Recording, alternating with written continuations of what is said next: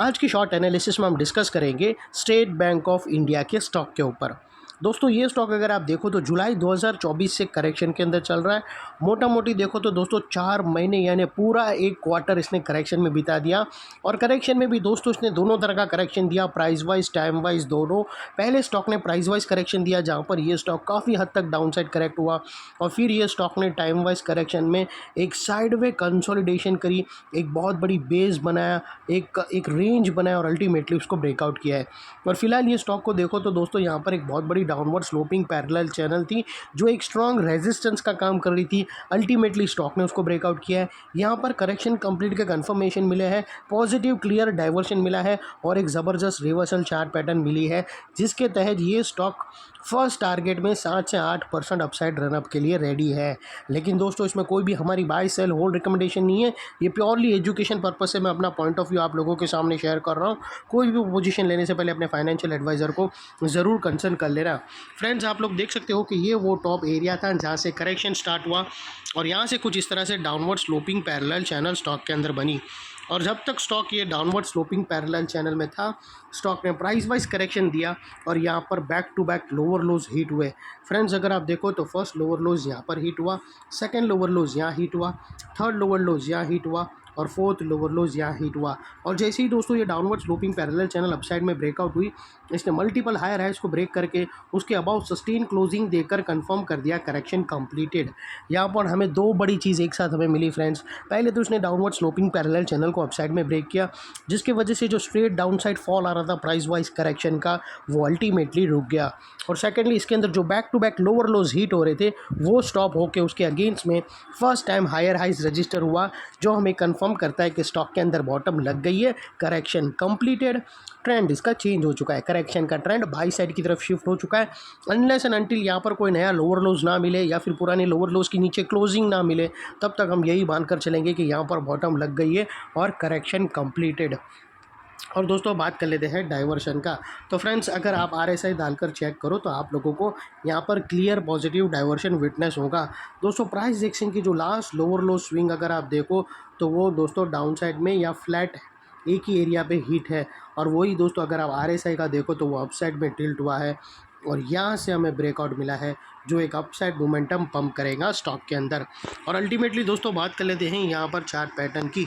तो फ्रेंड्स अगर आप देखो तो यहाँ पर हमें एक ज़बरदस्त एक बहुत ही बड़ी लंबी कंसोलिडेशन वाली रेंज ब्रेकआउट मिली है। और दोस्तों यहाँ पर अगर आप देखो तो ये वो पैरेलल चैनल है या डार्वास बॉक्स बोलो, और दोस्तों इसको कंसोलिडेशन में बहुत लंबा टाइम मिला, ये बहुत ही बड़ी पैरेलल चैनल है। और दोस्तों या इसकी जो नेकलाइन है वो समवेयर अराउंड 825 के आसपास आती है, जिसको हम येलो में कर देंगे। और ये जो इनसाइड रेंज है पैरेलल चैनल की या डार्वास बॉक्स की, ये तकरीबन दोस्तों 7 से 8% की रेंज है, जो ये नेकलाइन से ऑलरेडी ब्रेकआउट हो चुकी है। अपसाइड सस्टेन मूव स्टार्ट करेगा तो स्टॉक 7 to 8% तक रनअप देगा। और वो लिहाज से दोस्तों स्टॉक का जो अगला टारगेट निकल कर आता है वो तकरीबन 890 से लेकर 900 के बीच में आता है। 890 का टारगेट और सेकंड टारगेट 900 रुपीज़ का। और दोस्तों यहाँ पर एक और चीज़ याद रखना दोस्तों, जैसे ये स्टॉक 900 के ऊपर क्लोजिंग देगा तो याद रखना दोस्तों इसके ऊपर ये स्टॉक के ऊपर एक बड़ी पैटर्न ब्रेकआउट होंगी हायर टाइम फ्रेम की, जिसके बाद इसके टारगेट और भी अपसाइड में रिवाइज्ड होंगे और अल्टीमेटली ये स्टॉक एक डबल धमाका का कैंडिडेट भी बनेगा। और दोस्तों यहाँ पर कुछ रेजिस्टेंस है जो ये स्टॉक फेस करेगा टारगेट से पहले, और दोस्तों वो ये एक गैप के पास का एरिया है।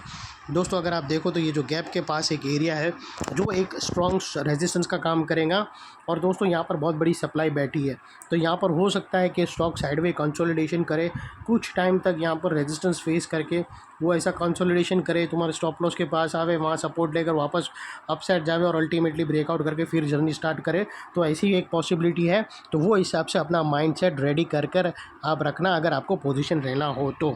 यहाँ पर एक पॉसिबिलिटी है कंसोलिडेशन की, तो उसमें वॉलीटिलिटी रहेंगी दोनों साइड, अप साइड में डाउन साइड में, तो वो आप लोगों को अपने मेंटली प्रिपेयर्ड रहना है। और दोस्तों बात कर लेते हैं स्टॉप लॉस की। तो आप अपने एडवाइज़र को पूछकर फर्स्ट ब्रेकआउट कैंडल के लो के नीचे क्लोजिंग बेसिस पे आप रख सकते हो, या फिर दोस्तों ये जो ब्रेकआउट ये जो पैरेलल चैनल है उसका जो मिडिल लेवल है, जो मिड लाइन है, वो एक 50% का एरिया है जो एक स्ट्रॉन्ग सपोर्ट का काम करता है। और वही स्ट्रॉन्ग सपोर्ट के पास अगर आप देखो तो फर्स्ट ब्रेकआउट कैंडल का लो भी है, तो वहाँ पर भी आप लो के नीचे क्लोजिंग बेसिस पे स्टॉप लॉस रख सकते हो। लेकिन दोस्तों आप लोगों को इतना मेक श्योर करना है कि आपका risk to reward ratio at least 1:2 या मिनिमम 1:1.5 रहना चाहिए। और दोस्तों फाइनली लास्ट थिंग, नेकलाइन के पास का ये एरिया बहुत ही इंपॉर्टेंट एरिया बनकर खड़ा है, क्योंकि अगर आप देखो तो मल्टीपल पॉजिटिव फैक्टर्स यहाँ पर एक्शन में आते हुए मिले। दोस्तों यही एरिया पे हमको downward sloping parallel channel upside में ब्रेकआउट होते हुए मिली, यही एरिया पे लोअर लोज हायर हाइज में शिफ्ट होते हुए मिले। यहाँ पर ही दोस्तों पॉजिटिव क्लियर डाइवर्शन RSI के थ्रू मिला, और यहाँ पर दोस्तों एक बहुत बड़ी पैरेलल चैनल ब्रेकआउट होते हुए मिली। तो वो लिहाज से दोस्तों ये एरिया जो अभी तक एक रेजिस्टेंस था वो अल्टीमेटली स्ट्रॉन्ग सपोर्ट बनकर खड़ा है। और दोस्तों इनकेस अगर ये स्टॉक टारगेट से पहले कहाँ पर भी सेलिंग प्रेशर फेस किया और वापस वो नेकलाइन को रीटेस्ट करने आया, तो दोस्तों रीटेस्ट के टाइम पे नेकलाइन का ये एरिया सामने आके एक स्ट्रॉन्ग सपोर्ट का काम करेगा और स्टॉक को इधर अपसाइड में पुश करेगा या साइडवे कंसोलिडेशन में। और इतने बड़े स्ट्रॉन्ग सपोर्ट के नीचे क्लोजिंग बेसिस पे आप लोगों का स्टॉप लॉस रहना चाहिए जो आसानी से हिट ना हो। और बाय एनी चांस अगर क्लोजिंग बेसिस पे हिट हो जाता है तो दोस्तों नो इफ नो बट सीधा स्टॉप लॉस देकर ट्रेड को वाइंड अप कर देना। ये थी हमारी शॉर्ट एंड स्वीट एनालिसिस। अच्छी लगे तो प्लीज़ चैनल को लाइक शेयर सब्सक्राइब ज़रूर करना। Thank you. जय हिंद।